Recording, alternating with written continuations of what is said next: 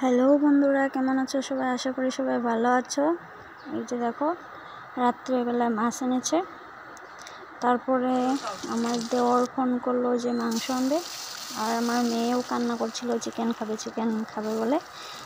তারপরে আমার শাশুড়ি মা মাংস খায় না, তার জন্য আমার বড়মশাইয়ের জন্য আর আমার শাশুড়ি মার জন্য আর আমার জন্য 3 পিস মাছ রান্না করেছিলাম।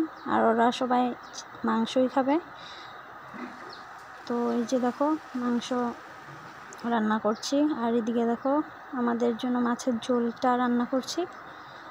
তো মাছ সবগুলো রান্না করব না আজকে, কালকের জন্য রেখে দিয়েছি। তো বন্ধুরা, এই যে দেখো, আমার চিকেনটা হয়ে গিয়েছে, এখন নামিয়ে নেব। আর ওইদিকে আমার শাশুড়ি মা ভাত বাড়ছে সবার জন্য, আর আমার মেয়ে চিকেন দিয়ে খাবে। ওই যে দেখো খাচ্ছে, আর আমরাও খেয়ে নিয়েছি সবাই। তো গুড নাইট, বাই বাই। কালকে রাত্রে মাছ এনেছিল, রাত্রে 3 পিস বানিয়েছিলাম। তারপরে মাংস বানিয়েছিলাম। তো মাছ এগুলো রেখে দিয়েছি, আজকে বানাবো। এই দেখো, কচু আর আলু দিয়ে ঝোল বানাবো। তো এই যে দেখো, আমার বড়মশাই কচু খায় না, তার জন্য আলু, টমেটো আর বেগুন দিয়ে ঝোল বানাবো। মাছ থেকে নিয়েছি, এই যে ভাত। দেখো, এখন কচুর তরকারিটা বানাবো।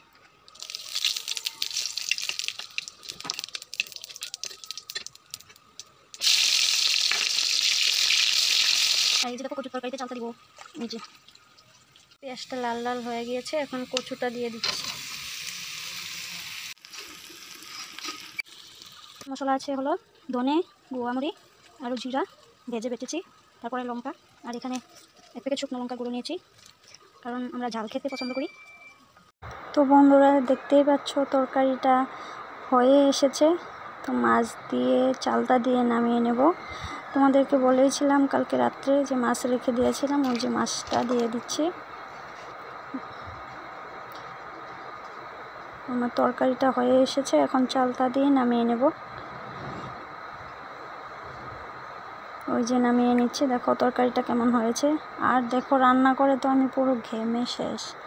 তারপরে একটা শাশুড়ি মা সবজি পারলো গাছের থেকে, পেরে আমাকে দিল। তো কয়টা রেখে দিয়েছি, বড়মশাই খাবে সন্ধ্যাবেলায় এসে। তো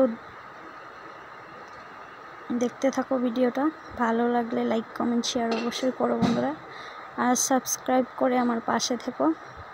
আর এই যে দেখো, দুপুরে খেতে আসার সময় বড়মশাই, মেয়ে কান্না করছিল যে ওর প্যান্ট লাগে, তাই নিয়ে এসেছিল আর ওইগুলো এনেছিল। তো তোমাদের সাথে বিকালে এটা শেয়ার করলাম। তো তোমরা ভালো থেকো, সুস্থ থেকো, বাই বাই।